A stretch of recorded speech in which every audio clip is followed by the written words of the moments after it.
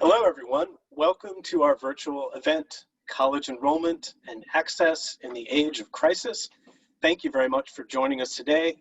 We'll be talking about navigating uncertainty in higher education and how admissions and enrollment leaders can meet students' needs during a pandemic, during a recession.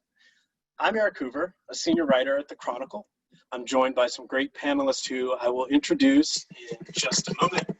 First, let me go over just a few technical details. If you're in the audience listening in, you are on mute.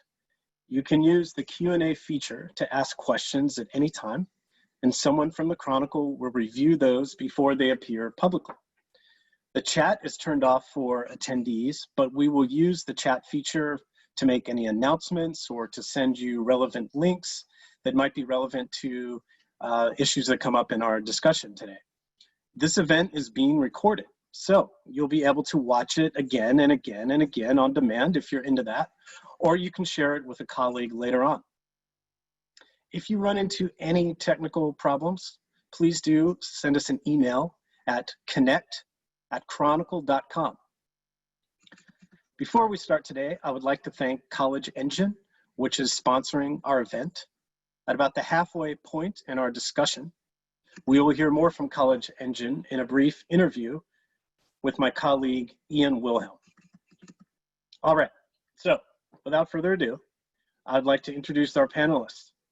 Joining me today are Quentin Clay, Director of Admissions at Northern Illinois University, Tara Miller, Director of the College and Career Center at Stephen F. Austin High School in, you guessed it, Texas, Andrew Palumbo, Assistant Vice President for Enrollment Management and Dean of Admissions and Financial Aid at Worcester Polytechnic Institute, and Casey Urquidez, Vice President for Enrollment Management and Dean of Undergraduate Admissions at the University of Arizona. Thank you to our four panelists for joining me today. So, again, I'm Eric, senior writer at the Chronicle.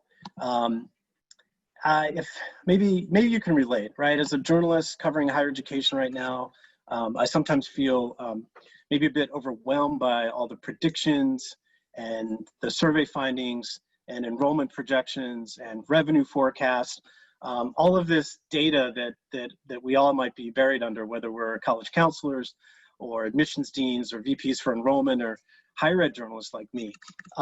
And as important as many of those numbers might be, I do think it's sometimes easy to forget just for a minute that we're in the middle of a rapidly developing story about people, right? When we talk about admissions and enrollment issues, we tend to focus on processes, policies, and procedures.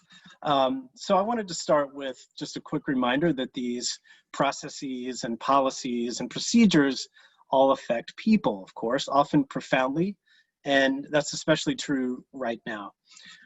Whether we're talking about young people who are returning to colleges this fall, or hoping to enroll for the first time, or applying to college in the months ahead, we're talking about young people who face a tremendous amount of uncertainty, and many of those young people are especially vulnerable right now. So, Tara, as our representative from a high school, college and career counselor, I'd like to start with you, if that's okay.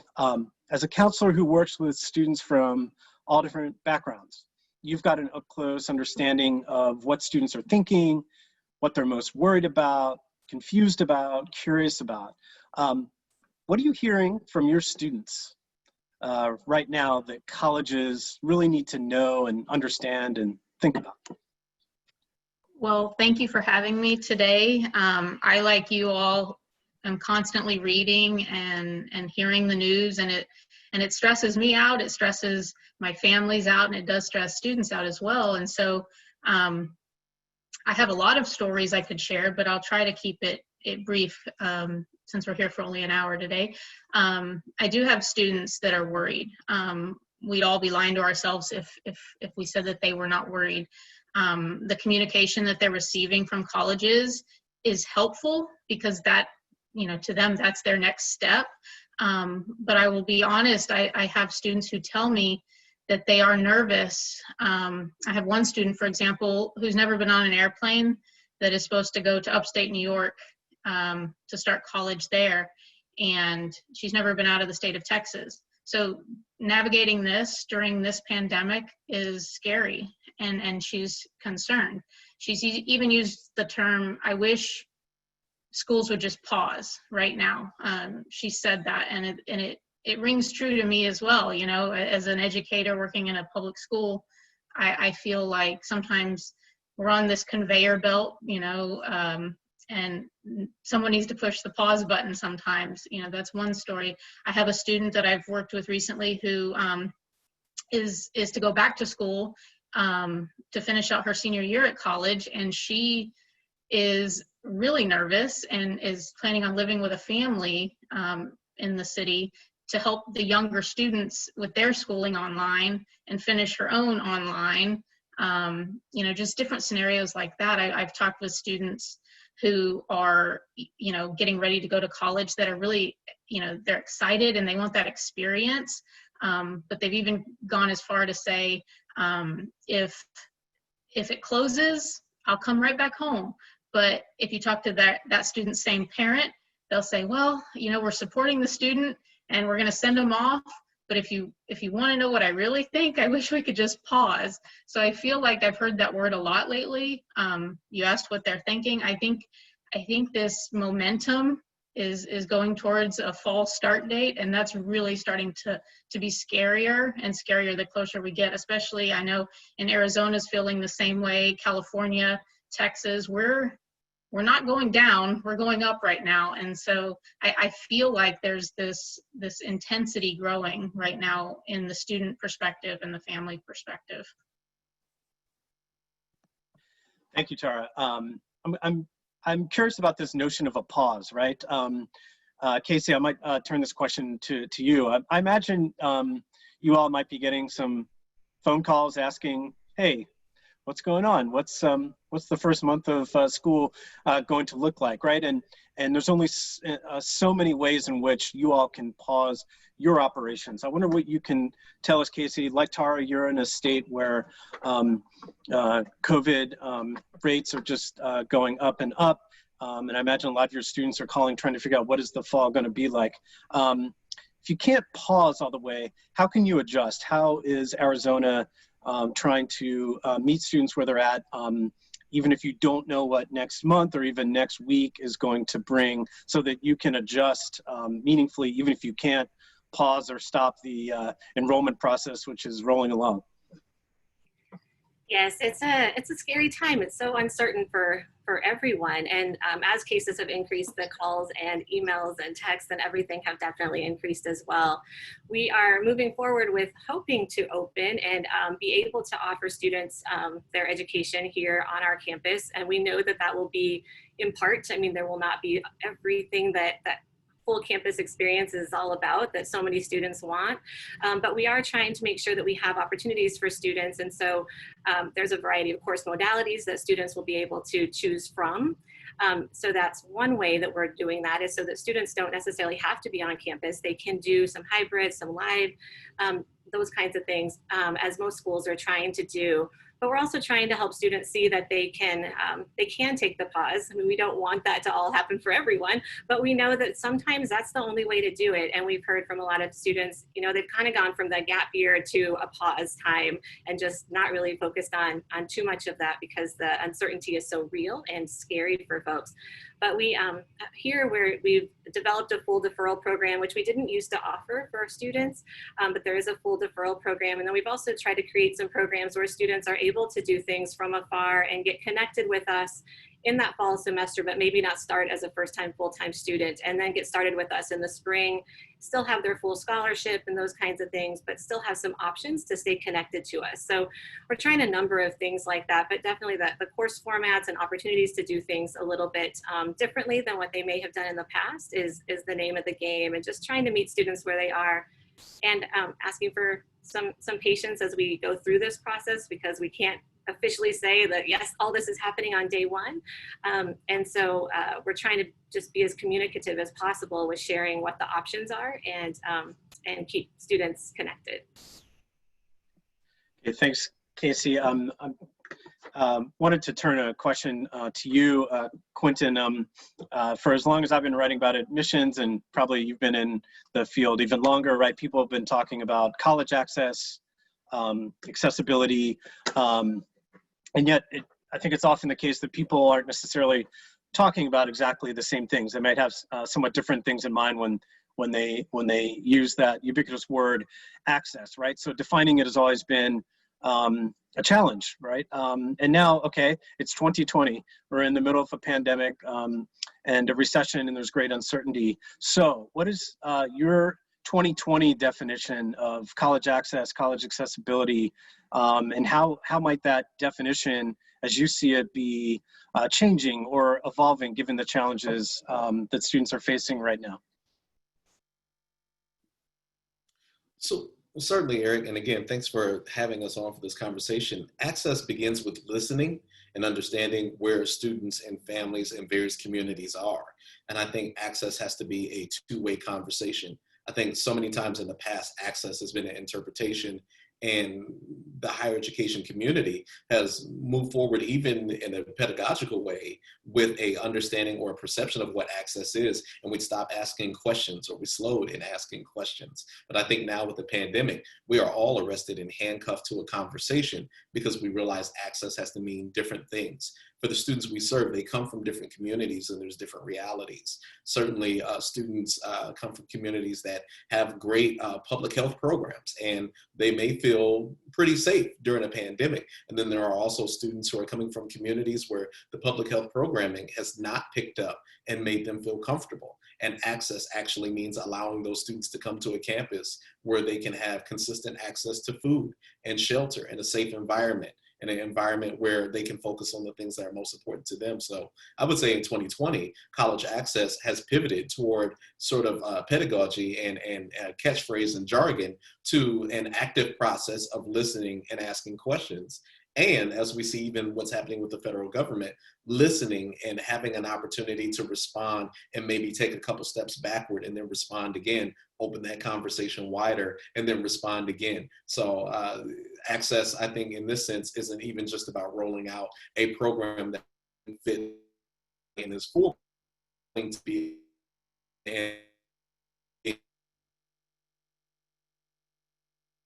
and call it a process and really try to meet the students where they are to address the needs that they truly, truly have.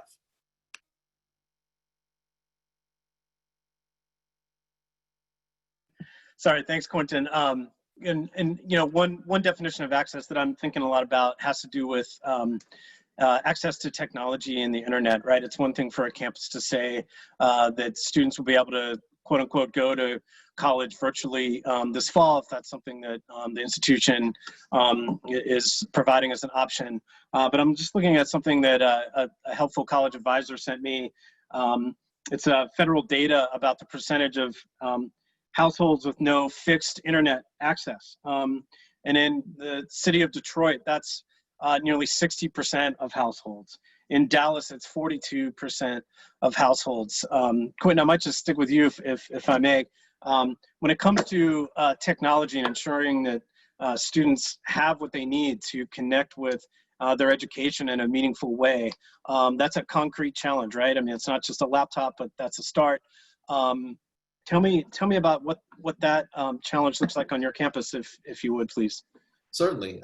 At Northern Illinois University, more than 40% of our students are Pell eligible and represent in some of the more obvious ways a great financial need.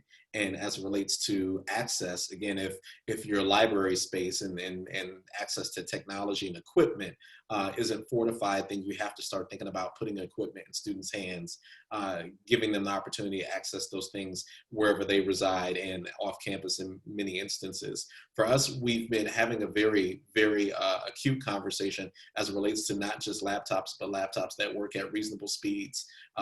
Again, internet access, Wi-Fi access that work at reasonable speeds, and then also having not only the physical equipment, but the software, that allows them to have some dexterity to meet the requirements, to feel fully engaged, to close the lag time, and then the training and the mentorship throughout the process. Because again, students are coming from all different vantage points. So we've had a triangular conversation on campus where we're trying to think not only from student support services, but also again from a technology standpoint and sort of library resource standpoint, in putting technology in those students' hands, including the physical equipment, the software, and then some training and mentoring to help students along the way. These are all things that sometimes you take for granted. It used to just be about picking a major, coming into a college undecided and figuring out what you're going to do for the rest of your life. But now you're learning technology regardless of your major. You're learning, again, new skills that just are skills required to help you stay afloat and keep pace with your courses, as opposed to that being a focused academic discipline. So we're having those conversations. We have some plans in place, and we're really hoping that we can mobilize not only opportunities proactively, that we can keep students comfortable, not embarrass or shame any student, but really be able to identify them, put some resources in their hands, and give them the continued support so they can keep pace with their studies and do so in a way that feels inclusive and in a way that helps them maintain their dignity. Thank you very much, Quentin, for that. Andy, I'll kick it over to you. I wonder what you can tell us about the intersection between what you're learning about students' needs, be they vulnerable students, first-gen students, Pell-eligible students, or students who fit any kind of description, whose needs may have changed or deepened or intensified over recent months. How are your assessments of those needs shaping your plans for what you're going to do this fall? Yeah, thanks for having me in WPI, Eric, and a great question. And I think Quentin laid the groundwork for this excellently. Starts with listening. Back in April, I wrote an open letter to high school juniors, now rising seniors, just because the conversations that our team was having with students, with parents, with the counselors that are supporting these students, it's a whole range of issues, from the digital divide, which I forget which reporter at the Chronicle covered that, but they did a good job. There's a whole range of issues that impact access, but then there's also just concerns that students have about themselves, about their families, about what this process is going to look like. They've already been stressed out by this process to start. And now you're thrown into a pandemic. For students to see what happened to their peers who are seniors, who are potentially coming to our campuses this fall, to see how those 2-3 final months of their college search totally disrupted their process, and then to look at themselves and realize I'm just starting. I don't know what schools are open. I don't know what this means. How schools will review my junior year credentials from my high school. So there's just a wide range of questions and concerns that students have. And so, as Quentin mentioned, one of the most important things I think we've done as an industry has been to listen. I think, I was on listening to a different webinar with a crisis communications person, and they said, what's higher ed doing extremely well, and what's higher ed not doing as well? And this was, I think, April, and the person said, that the core messaging from universities is lagging behind the information that's coming from states, from public health, but the admissions departments were really responding, and I think that has to do with the fact that we were in not just a process where we engage very closely with students, their families, their counselors, but also the point in that process that we were at. And so I saw schools stand up virtual offerings that were compelling, that gave real insights into their community, their academics, in a matter of days and weeks. And I think really one of the messages there was, shame on us for not doing that 10 years ago.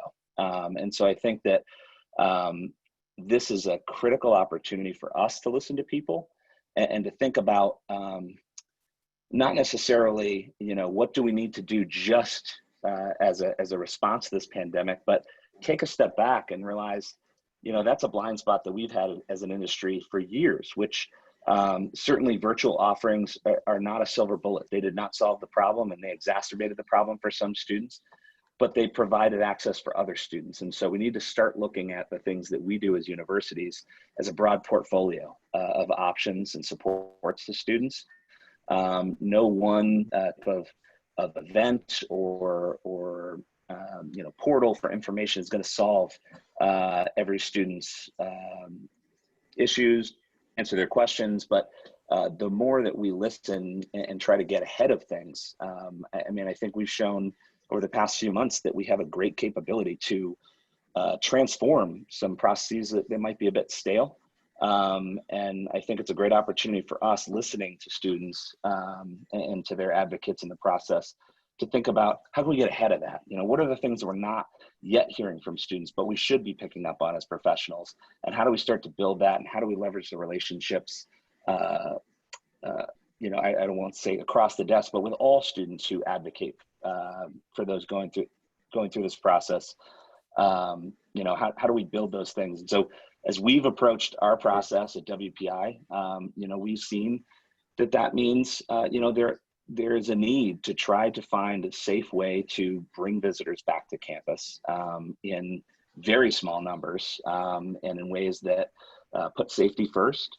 But there are also virtual offerings we need to do, and we need to be really listening to students and to our partners in this process as to what are the whole range of other things that we're not even thinking about right now that we need to be doing. And so I think hearing so many different questions and concerns that families have, I think really taking a portfolio approach and realizing that you know, there's a great opportunity to rethink how we do a whole lot of things throughout the course of the cycle.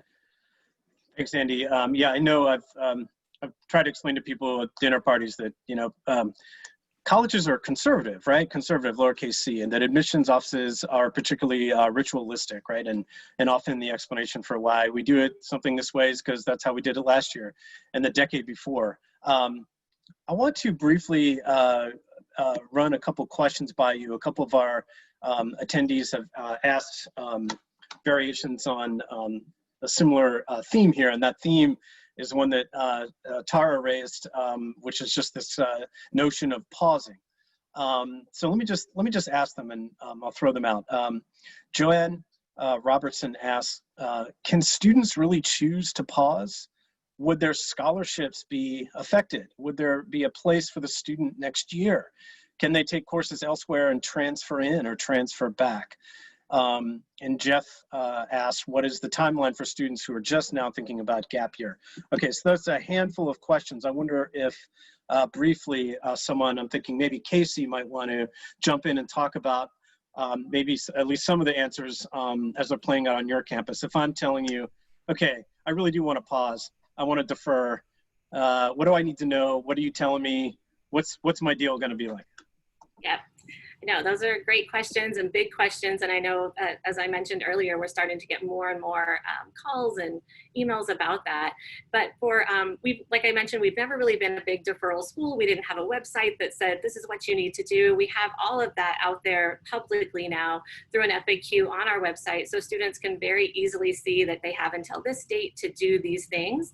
And we're working as much as possible to hold the student harmless. And so if a student is going to defer and not enroll somewhere else, we absolutely will hold their merit scholarships. If they're going to enroll somewhere else, then we'd have to re-review for that.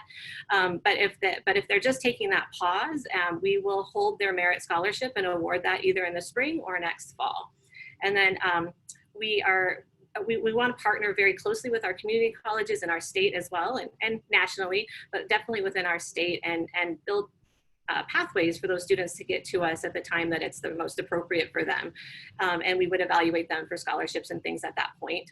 But definitely deferral is an option, and students can take that pause, and we will here honor that scholarship when they arrive. That's one of the questions that I actually get from a lot of families and students through this.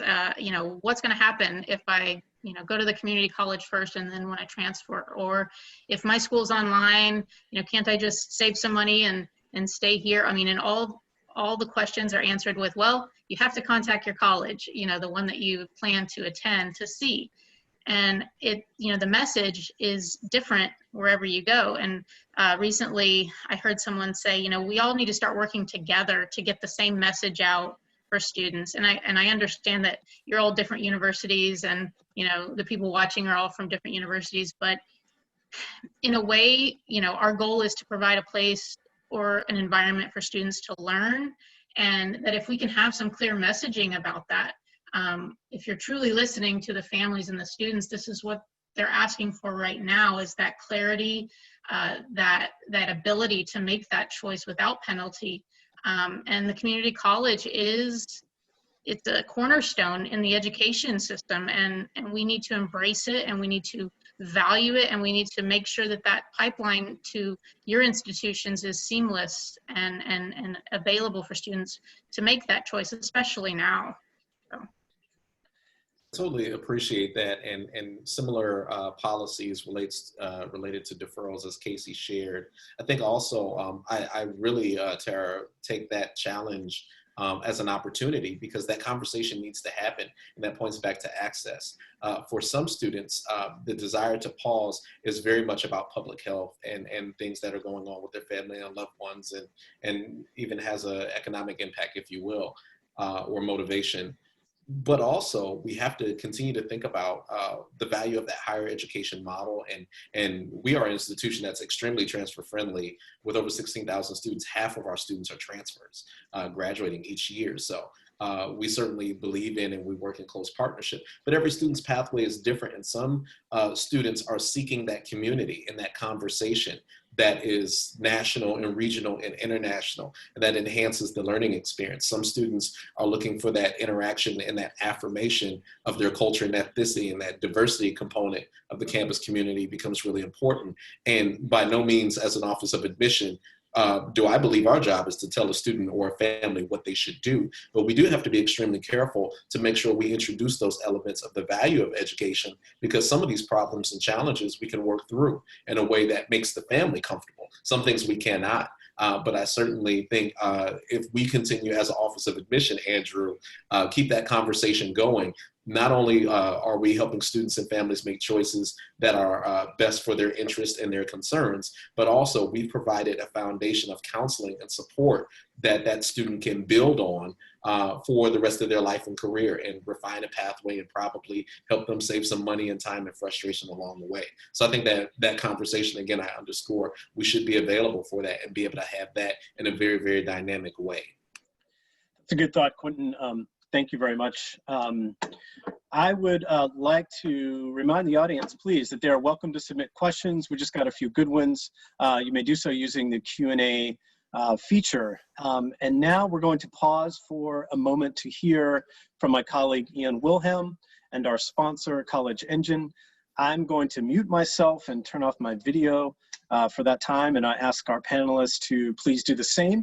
And we will be back in a few minutes. Thank you. Great.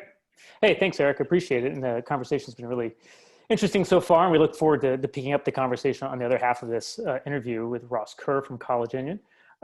Ross, thanks very much for being here today. And thanks to College Engine for sponsoring today's session. Yeah, absolutely. And appreciate being here.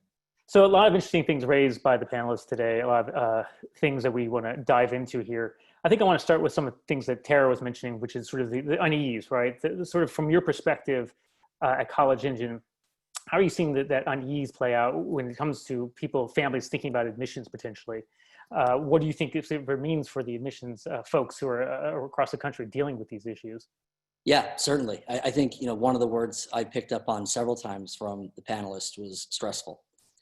It's a stressful time. It's a stressful time for all of us, whether you're in admissions, you're the family, you're the students. Trying to figure this out is daunting, even more so than it normally was. It was a stressful time for students to begin with, and now you've layered a pandemic on top of it, and it's not easy. There's no college fairs, there's no campus visits, there's no traveling that's really taking place at the same pace we typically do as a society. You got families that are uneasy, and we're moving more and more into a virtual world. And for the admissions team who struggled to reach 16 and 17-year-old kids to begin with, trying to get a hold of them in that virtual world they typically live in, for it to be even more virtual is difficult. And then you layer on, you've got admissions teams that are now getting pulled into other functions within their university to try and shore up what the fall looks like, what classes are going to look like, and they're getting drawn away from their typical duties. It's a tough world, that's for sure. Yeah, no, it reminds me of something I think Quentin was talking about in terms of how admissions officers have been the front lines at the beginning of responding to students and questions. And now I'm sure that type of feedback that they're hearing, they want to pass it on to the administration, and the administration is looking for more information from them about that and kind of how to be responsive to when it comes to what is information that students need for reopening. You know, one thing that we talked about, and we talked about this largely at the Chronicle, and I've heard others say how the pandemic may not necessarily create trends by itself, but is also sort of accelerating trends. And it's something that you picked up on as well when we talked earlier. And I kind of wonder, what trends do you see when it comes to families making choices, not necessarily the specific choices, but sort of the process of admissions? What do you think families will be looking for moving forward that may be accelerated by the pandemic in terms of trends in enrollment and admissions? Sure. Yeah, and I think a lot of, as you were alluding to, I think a lot of trends were probably starting to take hold, and the pandemic has become an accelerator of those. But I think families are really now starting to open their eyes to wondering about value for money. What are they getting? And some of the panelists talked about it. How do you deal with the fact that you don't have kids on campus, which is part of the value of going to college, right? A lot of families and a lot of parents think about sending their kids off to college is just that next step. It's the evolution of what goes on with your children. It's another step of maturation. And that's changing. And so now all of a sudden you got families taking a step back and trying to think about what makes sense for their health, their safety, their pocketbooks. And you layer in all the trends that were already underlying this with the rising costs of education and the challenges that were presented to families beforehand. COVID-19 has definitely accelerated it, and it's brought some trends to the forefront that need to be addressed. Yeah, I think one of the ones you've sort of pointed out to me is sort of the more consumer kind of focus in terms of like how families want the colleges to be responsive to them. I think it was Andy who was sort of talking about, hey, this is also an opportunity to revisit his word, stale process in terms of admissions, and his way to kind of think of potentially about innovation at this time. I'm always hesitant to talk about anything that seems like silver linings, but on the other hand, it does seem like this is a time for folks to say, okay, here's how this process has worked. We're forced to reevaluate how admissions works. What can we kind of do with that process? What kind of admissions process do we want to be on the other side of this potentially, or enrollment for that matter? So I wonder how you're thinking about that from your perspective at College Engine. Yeah, certainly. And that's part of the reason why we started College Engine, right? We saw the need for some innovation in this space, and innovation is a tough word. But if you look at what's taken place across, and I think it was mentioned by some of the panelists and Eric, that there hasn't been a lot of change in the way admissions has gone year over year. It's a process that people are comfortable with, and that there was a way to go through your cycle and make sure you got students on board and into campus. But that's shifting, and the need to innovate, the need to change the way we're thinking about admissions is here. It's here and now, and that's exactly what we're doing at College Engine. If you think about what's going on in some other industries, people don't apply for jobs the same way that they used to. You've got ZipRecruiter, you've got Indeed.com, and as opposed to having a resume that was on paper that you'd send out to a number of employers that you'd circled want ads in the newspaper, that doesn't happen anymore, right? People are looking for more transparency in the process. They're looking for ways to get themselves to be known, and have people that are looking to hire them come to them. And so that's when we looked at how we would get College Engine out there and what it would mean to the admissions process. That's exactly why we're here. We're looking to make it so that colleges have a way to bring transparency into this process, that families have a way to understand what's going on. It takes into account what the kids and the students are looking for. What are their preferences? What matters to them? How do you make sure that we go and we match the students with the colleges and the right conversations are taking place? As we've alluded to through this whole conversation, the admissions team doesn't have the time on their hands that they used to. They need to make sure that they're getting to the right students and that they're having the right conversations. And students need to feel like they're being heard. They need to make sure that they are having their preferences respected and their needs met, and that their families are comfortable with where they're sending their kids, because we've got some challenges that were underlying this process to begin with that have now really been brought to the forefront with the pandemic. No, I appreciate that, Ross. And thanks very much for your time. And I'm going to kick it back over to Eric. We've got some questions coming in from the audience, which we really appreciate as well. But Ross, we also appreciate College Instant support today. And I'll kick it back over to Eric. Yep. And say, appreciate it. let you continue the conversation with the panelists. All right. Thank you, Ian. Appreciate it. Okay, we are getting some good questions, and I'm going to get to a few of them in a second. But first, I'm going to do something kind of like obnoxiously 2020. So I'm hosting a virtual panel, and I'm going to mention something that another admissions person described on yet another admissions virtual panel just a few hours ago, because I wanted to get at least one of your reactions to it. I think I'm going to ask you, Andy, to talk a little bit more about this kind of new era we're in, perhaps for virtual recruitment, virtual outreach and communication. You said in so many words that it's certainly no silver bullet, it's no panacea, but I wanted to get your response to what this gentleman said, another admissions dean at a fine institution, who said, you know, I'm kind of kicking myself for all of these things that we're doing that we should have been doing all along. And he was describing how perhaps they did not have the most robust virtual kind of outreach plan for a long time, because if I am understanding him correctly, the point was always to get students on the campus, right? To get them to visit in person. So why would we throw the kitchen sink at them through other means? Andy, what specifically have you all been learning about the ins and outs, highs and lows of virtual outreach and communication? And where do you see it going? Where do you see it kind of maybe lagging in terms of its effectiveness in a world where students don't have equal access to a campus or to a computer for that matter? Yeah, and I'll start where it's lagging, and I mean, you answered it for me.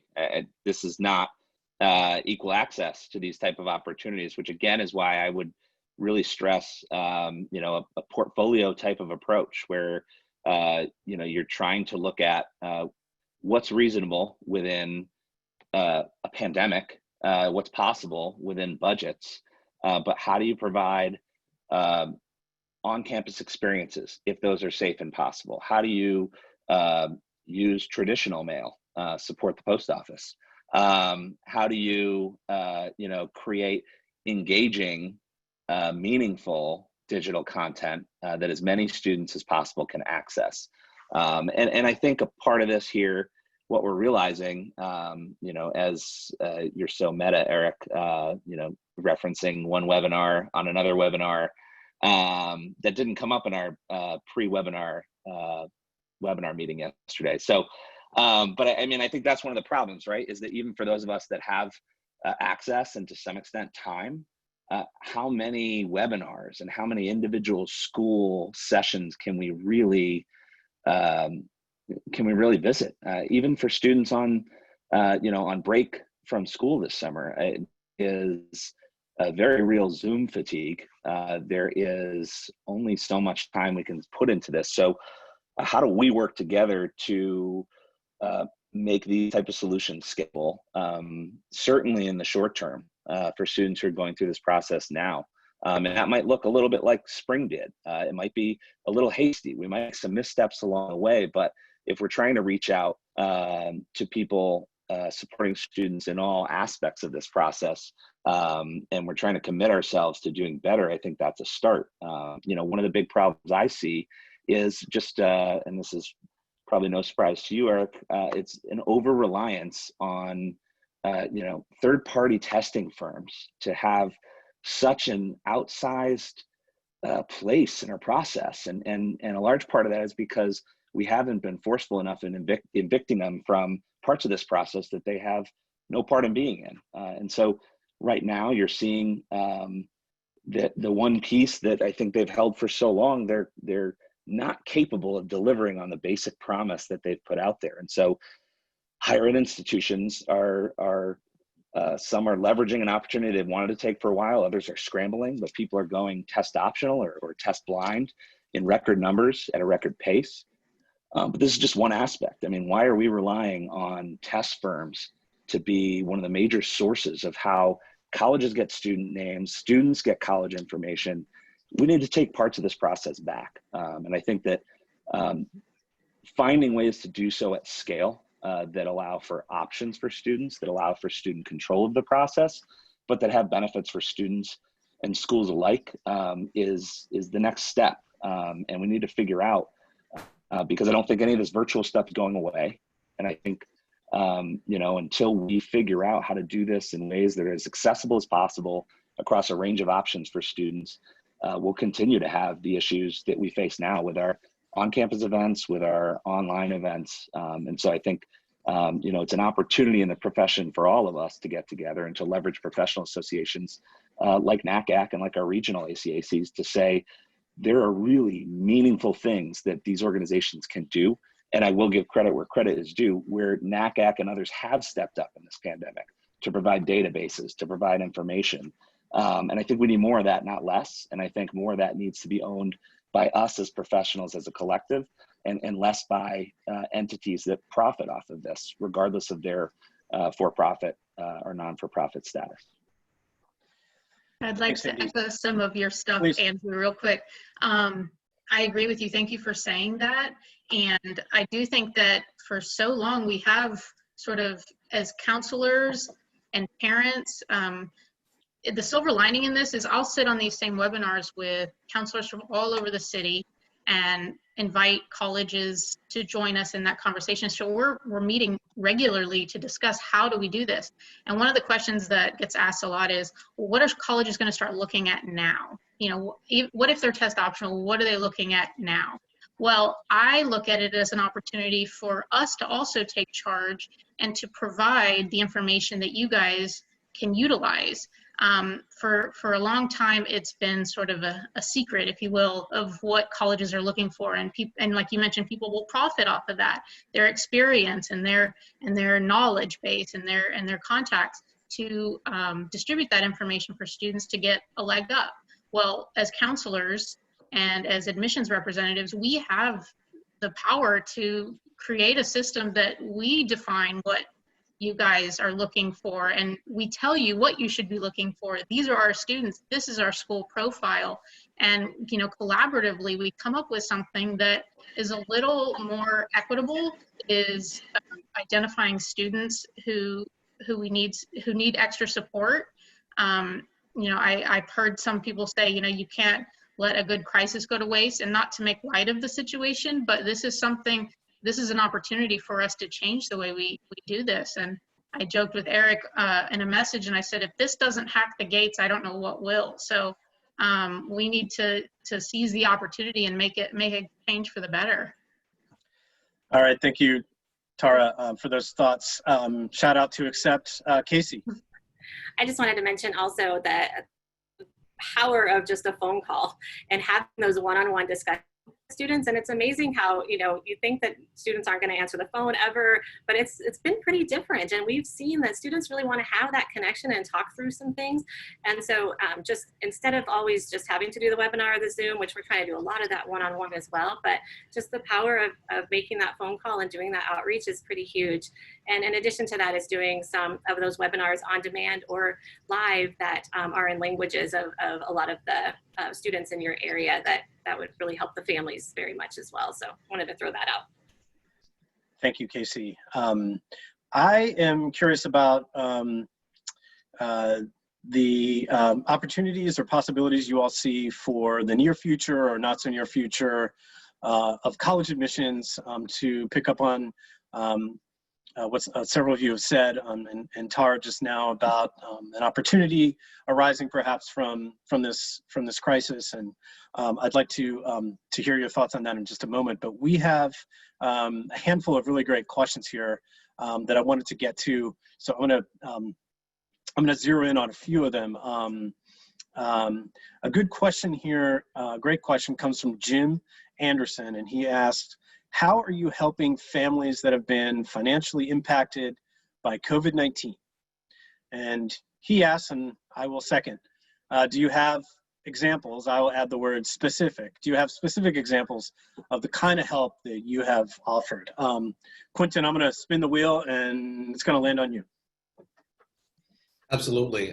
So I think one thing that has been extremely critical is thinking about students re-enrolling. There have been barriers and holds placed on student accounts that I think have been unreasonable in some ways, and especially for the current student population. If we know that they're experiencing financial difficulty as a result of COVID and some of the external things, and I'll air quote the external, then we know that same student, that same family doesn't magically get another pool of money, to deal with things like, holds on their accounts and re-enrolling. Same thing with application fees and enrollment fees. I think those are the easiest and the lowest hanging fruit, but I think they're also the most sensitive things. We can't all of a sudden, think that these students and these parents, are going to just be able to come up with it. And I think that's kind of been an attitude in some circles in higher education, that they'll come up with it if they need to. I think the other piece of it is we start thinking about what are sort of the essential costs and ways that maybe we can get closer to that line of access by stepping across the threshold of what we think is our job as a college and university. And this is where I kind of step on the side of my student affairs colleagues. Some things that, again, we've expected students to supply to come to campus, again, resources that we expect them to bring with them, or even things such as caring for themselves and being able to provide a meal. As soon as this pandemic hit, not only did we continue to provide meals for those that were still remaining on campus, but students who were living off campus, but around in the college town, we were bringing meals around to those students. That wasn't just their problem to figure out how to eat. That's certainly our concern and our care, because they're part of our community. So there's just a couple examples there. Thank you, Quentin. Casey, Andy, thoughts on that? Specific ways you've been able to help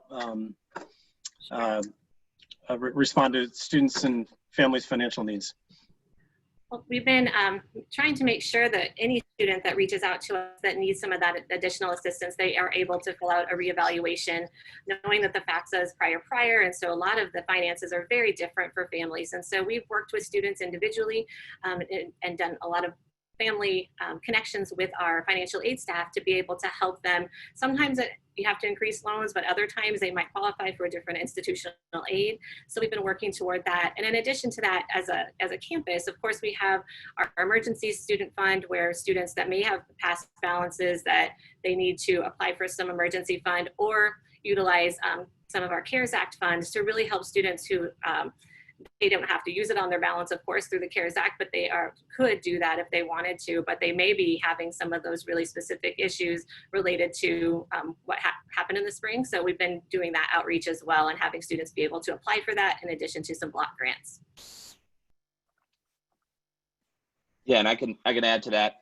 Certainly the CARES grant has helped, but unfortunately, something that has been a hallmark of many government programs or guidance recently, it's also really hindered our ability to support certain populations that have been singled in or singled out. And so I think we all need to use our collective voices, as many universities are, as these issues come up, to speak out against that, because I think at a macro level, there are students who are just being left out of support programs from the federal government. But also for our institution, we have created a really low barrier appeals process. We have worked with Advancement to fundraise specifically for funding for students who need emergency loans that the government programs, even if the money was there, wouldn't be able to provide in a pinch. If a student, as we were rapidly shifting to remote learning, didn't have a laptop, had a computer die, those are things we were covering on the spot. And so I think, people have given some great examples here, so I won't continue to go on, but I think that, we've found new grant, or we've created new grant opportunities as well as loan opportunities. And I think the one thing I would say, especially to school counselors who are supporting students who are going through this process, tell them to ask financial aid. I think that's often one of the biggest barriers to getting aid, is students' fear of asking, especially those who may need it the most. Having worked very closely with our aid team during this pandemic, we are trying to get these dollars out to the students that need them the most. And so trying to think about how do we create processes. So with the CARES grant, we're not creating an application-based program that we know many students might not apply for. So trying to target at-risk populations that need resources the most with proactive funds, and having a range of different ways of addressing student needs with the dollars that we have. Thanks, Andy. I want to turn to a good question here. Comes from Megan or Megan. I'm sorry, I don't know which one. It's a reminder to me that I'm talking to folks on the college side on this panel are all at the top or near the top of their organizational structure in their admissions or enrollment office. This is a question about folks who are on the front lines of recruitment, right? Road warriors, and whatever that'll mean in this virtual environment.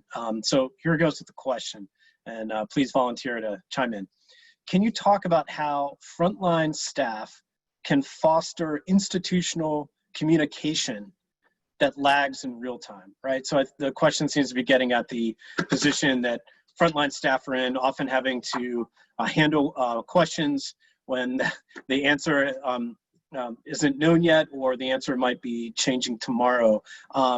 What can any of you tell me? I'll take a raised hand as a volunteer about how you've tried to prepare your staff who are talking with folks like Tara and talking with so many mothers, fathers, guardians, as well as prospective students themselves, how to communicate effectively and honestly as they can when so much is uncertain and so much is unknown. How have you been handling that? So I'll raise my hand and unmute at the same time. That's two hands, Eric. One of the things that I think is really important is to have some good listening skills and really be able to discern the particular question and the concern.